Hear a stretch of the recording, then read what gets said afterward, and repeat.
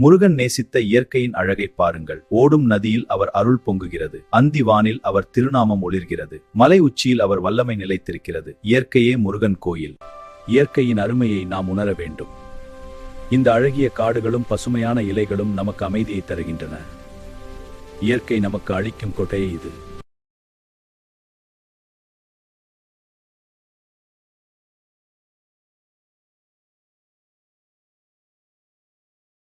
முருகன் நேசித்த இயற்கை.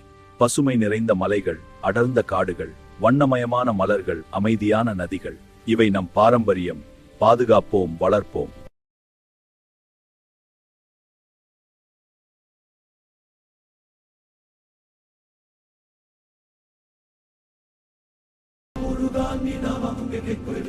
இயற்கையின் அழகில் நீ குடிகொண்டாய். குன்றுகளும் காடுகளும் உன் இருப்பிடம். உன் அருள் நதி போல் பெருகுது. முருகான் நிதானம் பெரு. இயற்கையின் அழகில் நீ குடிகொண்டாய். குன்றுகளும் காடுகளும் உன் இருப்பிடம். உன் அருள் நதி போல் பெருகுது.